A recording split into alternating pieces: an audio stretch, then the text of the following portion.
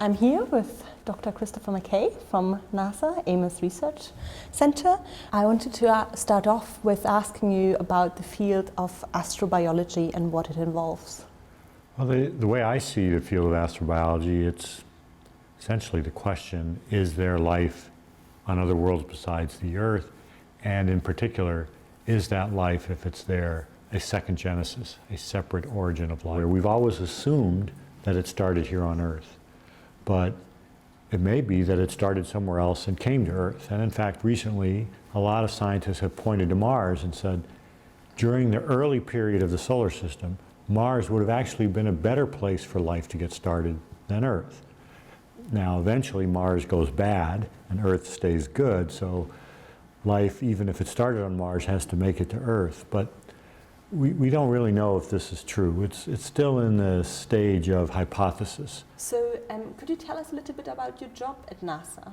My job has two parts. One is involved with missions to other planets and other moons in our solar system, particularly those that have something to do with understanding life. So I'm not really interested in missions to Venus or Jupiter, but Mars, yes, and Europa, and Enceladus, one of the moons of Saturn, and Titan, one of the other moons of Saturn. Those are the four worlds I'm interested in. So any mission going to those worlds, I'm involved in it, helping advocate the mission, design the mission, collect the data, figure it out, what it all means.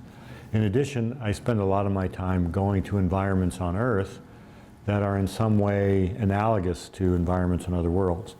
And those four worlds I just mentioned that are of interest to astrobiology are all cold, and they're all dry as a result of being cold. So I spend a lot of time in cold, dry places and trying to understand how life survives when it's dry and when it's cold.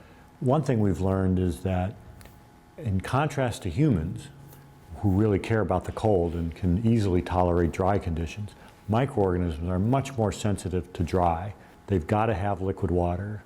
And that's really the key to understanding the distribution of life on Earth at the level of astrobiology, is the liquid water. There's no organism on Earth that is adapted to live or grow without essentially being liquid water. That really becomes then a good indicator of the possibilities for life. And that's why when we talk about searching for life on other worlds, there's always this follow the water. And that's why everyone was so excited when you found some sort of evidence that there had been water on Mars. That's right. That's why everyone's always talking about finding water on Mars. And that's how we got interested in Mars in the first place, was the very early missions showing images from orbit that there had been water, lots of water in the past. So there are also now discussions for NASA to potentially fly humans to Mars, maybe sort of mid-2030s. What are the main obstacles to this? There's certainly interest in sending humans to Mars. That's been a stated goal of NASA since the very beginning. It's always in the distant future, so don't expect it anytime soon. The main challenge is that it's a big job. Mars is very far away. It's much harder to get to Mars than it is to the moon. There has to be a change in either the amount of money we're willing to spend, which is not happening, or the cost of the technology to do it.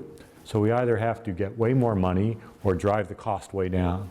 And neither of those are going to happen anytime soon. There's also potentially some moral and ethical implications in your research, sort of going to other planets and talking about the potential for life, or, you know, I'm just wondering if that sort of discussion influences your research in any way?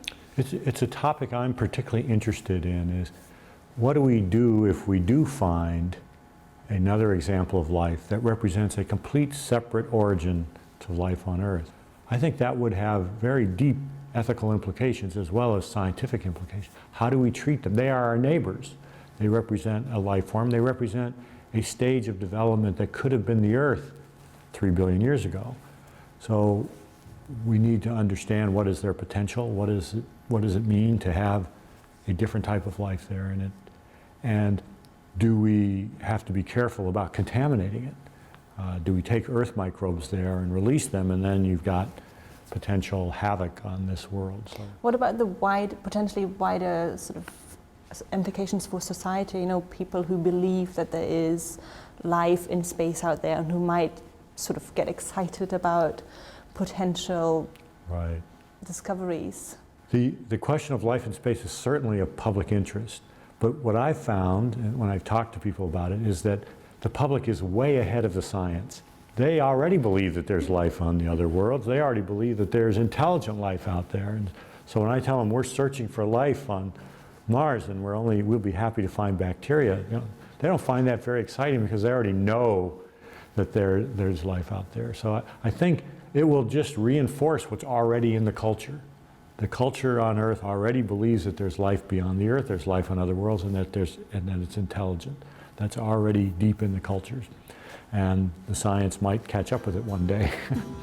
Thank you so much for taking the time to talk to us, and I hope you enjoy the rest of the conference. Thank you, my pleasure.